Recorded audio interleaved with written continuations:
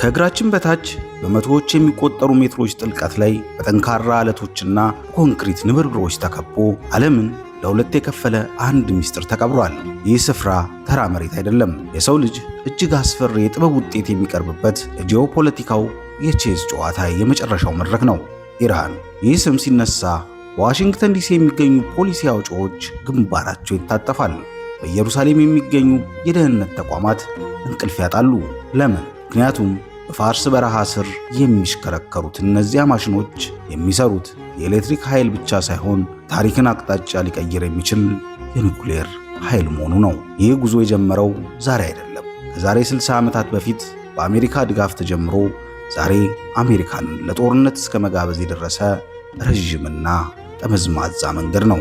በዚህ ቪዲዮ ውስጥ በሚስጥራዊ ተቋማት ውስጥ ስለሚከናወኑ ስራዎች፣ ሕይወታቸውን ስለገበሩ ስመጥር ሳይንቲስቶችና በሳይበር ጥቃት ስለፈራረሱ ግዙፍ ማሽኖች እውነታውን እንፈትሻለን። ኢራን በእውነት ዓለምን ልታጠፋ የምትችል ቦምብ እየሰራች ነው ወይስ የቴክኖሎጂ ነፃነቷን ለማረጋገጥ የምትታገል ምስኪን ሀገር?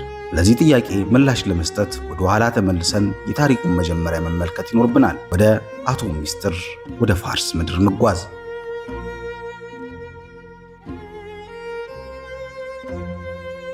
ታሪክ የሚገርም ተቃርኖ አለው። ዛሬ ዋሽንግተን የኢራን የኒኩሌር ፋብሪካዎች በቦምብ ለማጋየት ስትዝት ከ7 አስርት ዓመታት በፊት ግን የዚህ ታሪክ የመክፈቻ ቁልፍ ለኢራን ያስረከበችው ራሷ አሜሪካ ነበረች። አዎ፣ አልተሳሳታችሁም። የኢራን የኒኩሌር ጉዞ የጀመረው በፋርስ ቋንቋ ሳይሆን በአሜሪካን እንግሊሽ ነበረ። እንደ አውሮፓውያን አቆጣጠር በ1953 ፕሬዝዳንት ድዋይት አይዘንሃወር ለዓለም አቀፍ ማህበረሰብ አንድ አዲስ ተስፋ ይዘው መጡ። ፕሮግራሙ አቶም ፎር ፒስ ወይም አቶም ለሰላም ይባላል። ዓላማው የኒኩሌር ቴክኖሎጂን ለጦርነት ሳይሆን ለኤሌክትሪክ ኃይል፣ ለሕክምናና ለግብርና እንዲውል ለወዳጅ ሀገራት ማካፈል ነበረ። በዛን ጊዜ ደግሞ በመካከለኛው ምስራቅ ከአሜሪካ የልብ ጓደኛ በላይ የሆነ ማን አለ? የኢራኑ ሻህ ነበሩ። ሻህ መሐመድ ራዛ ፓህላቪ ተራ መሪ አልነበሩም። አገራቸውን የመካከለኛው ምስራቅ ጀርመን የማድረግ ትልቅ ሕልም ነበራቸው። በነዳጅ ብቻ መተማመን እንደማያዋጣ ተረድተዋል። ስለዚህ በ1967 ዓ.ም አሜሪካ ለኢራን የመጀመሪያውን ባለ 5 ሜጋዋት የኒኩሌር ሪያክተር በስጦታ ሰጠች። ይህ ሪያክተር ዛሬም ድረስ ቴህራን ዩኒቨርሲቲ ውስጥ ይገኛል። ነገሩ በሪያክተር ብቻ አላበቃም። ሻህ በ1970ዎቹ ውስጥ ዕቅድ አወጡ። በአገሪቱ ውስጥ ከ20 በላይ የኒኩሌር ጣቢያዎችን ለመገንባት አቀዱ። የአሜሪካ የጀርመንና የፈረንሳይ ኩባንያዎች $1 ሚሊዮን የሚያወጡ ውሎችን ለመፈራረም ቴህራን ደጃፍ ተሰለፉ። በዚያን ጊዜ ኢራን ቦምብ ትሰራ ይሆን የሚል ስጋት አልነበረም፣ ምክንያቱም ሻህ የምዕራባውያን ታማኝ ዘብ ነበሩና። ነገር ግን ታሪክ ሌላ ያሰበው ነገር ነበረ። በ1979 የኢራን ሰማይ በጥቁር ጭስ ተሸፈነ። የኢራን አብዮት ፈነዳ። ሻህ ሀገሪቱን ጥለው ተሰደዱ። ታማኟ ወዳጅ አሜሪካ በድንገት ታላቅ ሰይጣን ተባለች። የምዕራባውያን መሐንዲሶች ግንባታቸውን አቋርጠው ከሀገር ወጡ። አዲሱ መሪ አያቶላ ሆሚኒ መጀመሪያ ላይ የኒኩሌር ፕሮግራሙን የምዕራባውያን ቀኝ ግዛት ውጤት በማለት አግደውት ነበር። ነገር ግን ብዙም ሳይቆይ በጎረቤት ሀገር ኢራቅ የተሰነዘረው ጥቃትና የሳዳም ሁሴን አስፈሪ መሳሪያዎች የኢራንን አቋም ለዘላለም ቀየሩት። የታገደው ፕሮግራም ከድልድይ ስር ወደ ምስጢራዊ ዋሻ ተዘዋወረ። እንደ አውሮፓውያን አቆጣጠር በ1979 ዓ.ም ለኢራን የኒኩሌር ፕሮግራም የሞት አዋጅ የታወጀበት ዓመት ይመስል ነበር። አብዮቱ ሲፈነዳ አዲሶቹ መሪዎች የኒኩሌር ቴክኖሎጂውን እንደ ምዕራባውያን የቀኝ ግዛት ቅርስና ሰይጣናዊ ጥበብ አድርገው ተመለከቱት። አያቶላ ሆሚኒ ፕሮግራሙ እንዲቋረጥ ትዕዛዝ ቢሰጡም በቢሊየን የሚቆጠር ዶላር የፈሰሰባቸው ግዙፍ ኮንክሪት ግንባታዎች በበረሃ አሸዋ ተሸፈኑ። ነገር ግን ብዙም ሳይቆይ እውነታው በኢራን ደጃፍ ላይ መጣ። ጎረቤት ሀገር ኢራቅ በሳዳም ሁሴን መሪነት ኢራንን ወረረች። ለ8 ዓመታት የዘለቀው ደም አፋሳሽ ጦርነት ተጀመረ። በታሪክ እጅግ አስደንጋጭ ሆነ። በዚህ ጦርነት ሳዳም ሁሴን በኢራን ወታደሮችና ንጹሃን ዜጎች ላይ የተከለከሉ የኬሚካል መሳሪያዎችን አርከፈከፉባቸው። ኢራን በብቸኝነት ተያዘች። ምዕራባውያን ለሳዳም ሁሴን ድጋፍ ሰጡ። ኢራን ግን ራሷን ለመከላከል የሚያስችላት ዘመናዊ መሳሪያ አልነበራትም። በዚህ አስከፊ ወቅት ነበረ በቴህራን ቤተ መንግሥት ውስጥ አንድ ትልቅ ውሳኔ ተወሰነው። ዓለም የኃይል እንጂ የፍትህ አይደለችም የሚል እውነት ገባቸው። ኢራን ሕልውናዋን ለማስጠበቅ ማንም ሊደፍራት የማይችል ታላቅ መሳሪያ እንደሚያስፈልጋት መሪዎቹ አመኑ። ታዲያ አሁን ግን አንድ ትልቅ ችግር አለ። አሜሪካና አውሮፓ በሩን ዘግተዋል። ቴክኖሎጂውን የሚሰጥ የለም። ታዲያ ኢራን የት ትሄዳለች? ወደ ጥቁር ገበያ። በ1980ዎቹ አጋማሽ ኢራን በሚስጥር ከፓኪስታን ከቻይናና ከሰሜን ኮሪያ ጋር መነጋገር ጀመረች። እዚህ ጋር ነው እንግዲህ የፓኪስታኑ የኒኩሌር አባት የሚባለው አብዱል ቃድር ካን ወደ መድረኩ የመጡት። ኢኬዌን ካን በዓለም አቀፍ የስለላ ድርጅት ዘንድ አደገኛው የኒኩሌር ነጋዴ ተብለው ይታወቃሉ። እሳቸው ለኢራን የኒኩሌር ማበልጸጊያ ማሽኖች ንድፍና ቴክኖሎጂውን በሚስጥር ሸጡላቸው። ከዚህ በኋላ ጉዞ ወደ መሬት ስር ሆነ። ኢራን ሰማዩን ለሳተላይት ትታ በረሃዎቿን መቆፈር ጀመረች። ናታንዝ በተባለ ስፍራ በደርዘን የሚቆጠሩ ሜትሮችን ጥልቀት ላይ በኮንክሪት የተመሸገ ግዙፍ የኒኩሌር ከተማ መገንባት ጀመረች። ዓለም ተኝታ ሳለ ኢራን የአቶም ሚስጥርን በዋሻዎች ውስጥ ትቀስም ጀመረ። ለ20 ዓመታት ያህል የኢራን የኒኩሌር ህልም ከዓለም ዓይን ተሰውሮ ቆይቷል። በበረሃዎች ሚስጥር ጠባቂነት፣ ዋሻዎቹ ደግሞ የላብራቶሪ ክፍል ነበሩ። ነገር ግን በነሐሴ ወር 2002 ዓ.ም ዓለምን በእጅጉ ያስደነገጠ ዜና ከዋሽንግተን ዲሲ ተሰማ።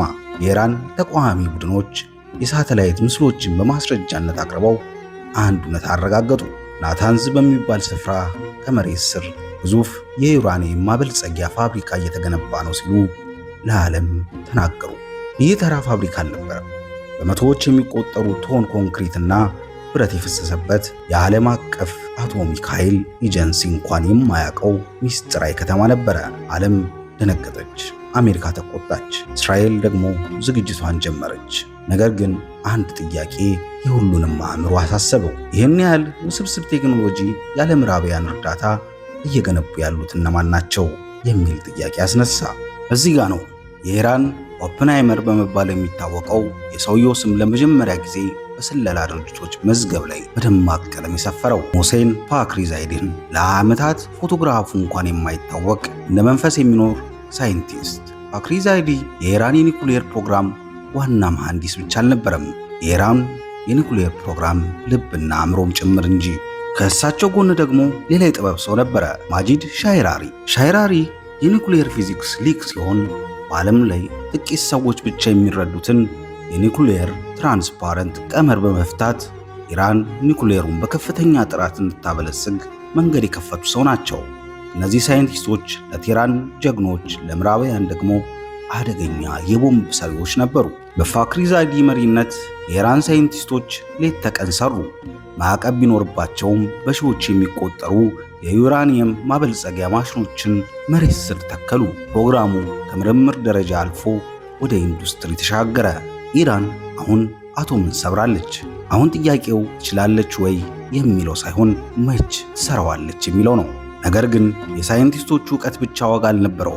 የኢራን ጠላቶች የሰጡት ምላሽ ከባድ ነበረ።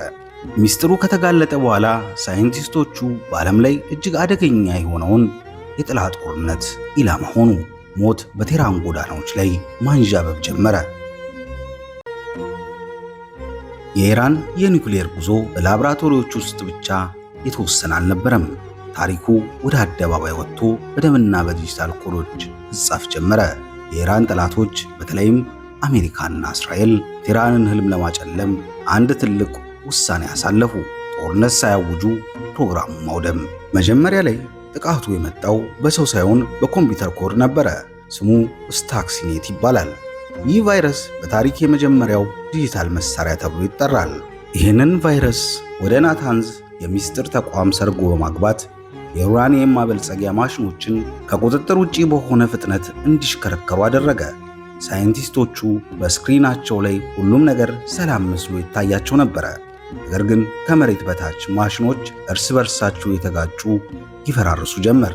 ኢራን በዚህ ጥቃት ብቻ በሺዎች የሚቆጠሩ ማሽኖቿን አጣች። ነገር ግን ዲጂታል ጥቃቱ ብቻውን አልበቃም አሉ። ቀጣዩ እርምጃ ዕውቀቱን ወደ ያዙ ሰዎች መዞር ነበረ። ከ2010 እስከ 2012 ባሉት 2 ዓመታት ውስጥ ብቻ የኢራን ዋና ዋና የኒኩሌር ሳይንቲስቶች በቴህራን አውራ ጎዳናዎች ላይ ልክ እንደ ጄምስ ቦንድ ፊልም ኢላማ ሆኑ። ዘዴው አንድ ነበረ። በሞተር ሳይክል የሚመጡ ታጣቂዎች ሳይንቲስቶቹ መኪናቸው ውስጥ እያሉ መገነጢሳዊ ቦምቦችን ከመኪናው በር ጋር ይለጥፋሉ። ከጥቂት ሰከንዶች በኋላ ታላቅ ፍንዳታ ይከሰታል። ማጂድ ሻህሪያሪን፣ ዳሪዮሽ ሪዛይጅን እና ሙስጠፋ አህመዲን ሮሻን በዚህ መልኩ ተገደሉ። ኢራን በፍርሃት ተናወጠች። በሳይንቲስቶቿ ላይ የግድያ አዋጅ መታወጁን ተረዳች። ነገር ግን እጅግ አስገራሚና የዓለምን የስለላ ድርጅት ያስደነገጠው ግድያ የተፈጸመው በኖቬምበር 2020 ነበረ። ኢላማውም የፕሮግራሙ ቁንጮ የሆኑትን ሙሴ ፋክሪዛዲን ነበሩ። ፋክሪዛዲ በከፍተኛ ጥበቃ በመኪናቸው እየተጓዙ ሳለ ጥቃት ተሰነዘረባቸው። ነገር ግን በአካባቢው አንድም ገዳይ አልነበረም። እስራኤል የተጠቀመችው ዘዴ የወደፊት ጦርነትን የሚያሳይ ነበረ። በመንገዱ ዳር በቆመ መኪና ውስጥ በሳተላይት የሚመራና በአርቲፊሻል ኢንተለጀንስ ኤአይ የታገዘ ሮቦቲክ መትረየስ ተተክሎ ነበረ። ያ መትረየስ ከሺዎች ኪሎ ሜትሮች ርቀት ላይ ሆኖ የፋክሪዛዲህን ፊት ለይቶ በማወቅ 13 ጥይቶች ብቻ ተኮሰ። ከእሳቸው ሴንቲሜትር ርቀት የተቀመጠችው ባለቤታቸው ግን ምንም አልሆነችም። የግድያ የኢራን የደህንነት መዋቅር ምን ያህል እንደሳሳና ብዙ ችግሮች እንዳሉበት ያሳየና ፕሮግራሙን ከፍተኛ ያቆሰለ ክስተት ነበረ። ጥቃቱ በረታ፣ ደም ፈሰሰ፣ ማሽኖች ወደቁ። ነገር ግን ኢራን ወደ ኋላ አላፈገፈገችም። ይልቁንም ግድያዎቹ ፕሮግራሙን የበለጠ ምስጢራዊና የጠነከረ እንዲሆን አደረጉት። የሳይንቲስቶቹ ደም መፍሰስና የላብራቶሪዎቹ መውደም አንድ ነገር አረጋገጠ። ይህ ጦርነት በጉልበት ብቻ ማስቆም አይቻልም። በሁለቱም ወገን ድካም ነገሰ። በዚህ ምክንያት እንደ አውሮፓውያን አቆጣጠር በ2015 ዓ.ም ዓለም ትንፋሿን የገታላትን ታሪካዊ ክስተት ተመዘገበ። በቬና ከተማ ኢራንና የዓለም ሀያል ሀገራት ጃፑካ በመባል የሚታወቀውን ታላቅ የኒኩሌር ስምምነት ተፈራረሙ። ስምምነቱ ቀላል ነበረ። ኢራን ማሽኖቿን ትቀንሳለች፣ ዩራኒየም ማበልጸጓን ከ3.67 በመቶ በላይ አታሳድግም፣ የኒኩሌር ተቋሞቿን ለዓለም አቀፍ ተቆጣጣሪዎች በሯን ክፍት ታደርጋለች። በምላሹ ደግሞ በኢራን ላይ የተጣለውና ኢኮኖሚዋን ያደቀቁት ማዕቀቦች በሙሉ ይነሳላታል። የፕሬዝዳንት ባራክ ኦባማ አስተዳደር ይህንን ታላቅ ድል ብሎ ጠራው። በቴህራን ጎዳናዎች ላይ ወጣቶች በደስታ ጨፈሩ። ነገር ግን ይህ ሰላም የውሸት ነበረ። በ2018 ዓ.ም ፕሬዝዳንት ዶናልድ ትራምፕ ስምምነቱን ቀደው ሲጥሉ የዲፕሎማሲ ዘመን አብቅቶ የብረትና የደም ምዕራፍ ጀመረ። ዛሬ ግን ታሪክ ተቀይሯል። ትላንት በስለላ ድርጅቶችና በሳይበር ጥቃት ጥላ ስር ይኬድ የነበረው ሚስጥራዊ ጦርነት አሁን አደባባይ ወጥቷል። ኢራንና እስራኤል ለዓመታት ሲያካሂዱት የነበረውን የጥላ ጦርነት አቁመው አሁን ፊት ለፊት ወደ ለኮሱት ቀጥተኛ ጦርነት ውስጥ ገብተዋል። ይህ ቀጥተኛ ጦርነት ደግሞ ለአንድ ታላቅ ፍርሃት መንገድ ከፍቷል። ኢራን ራሷን ለመከላከል ስትል የመጨረሻውን ካርድ ትመዝ ይሆን የሚል ስጋት ውስጥ ገባ። ይህ ካርድ የኒኩሌር ቦምብ ነው። ዛሬ ላይ ቆመን ስናስበው የኢራን የኒኩሌር ሰዓት የመጨረሻው ሰከንድ ላይ ደርሷል። በአሁን ሰዓት ኢራን ዩራኒየሟን እስከ 60% አበልጽጋ ጨርሳለች። ይህንን ማወቅ አለባችሁ። ከቆሻሻ ማዕድን ተነስቶ 60% ለማድረስ የሚጠይቀው ጉልበትና ጊዜ 99% ስራው አልቋል ማለት ነው። በ60% ተነስቶ ለጦር መሳሪያ የሚፈለገውን 90% ለመንካት ቴክኒካዊ ውሳኔ ብቻ ይቀርባል እንደማለት ነው። ባለሙያዎችና የዓለም የስለላ ድርጅቶች በአንድ ድምፅ የሚስማሙበት አስደንጋጭ እውነት አለ። ኢራን ዛሬ ውሳኔ ካሳለፈች በጥቂት ሳምንት አልፎ ተርፎ በቀናት ውስጥ ለአንድ ሳይሆን ለበርካታ የኒኩሌር ቦምቦች የሚሆን የጠራ ዩራኒየም ማዘጋጀት ትችላለች። ኢራን ቀደም ሲል የነበራትን የኒኩሌር አቅም ማዳበር ህልም ትታ አሁን ካለችበት ጦርነት አንጻር ቦምቡን እውን ወደ ማድረግ ተቃርባለች። ይህ እውነት እስራኤልን ቀይ መስመር ላይ አድርሷታል።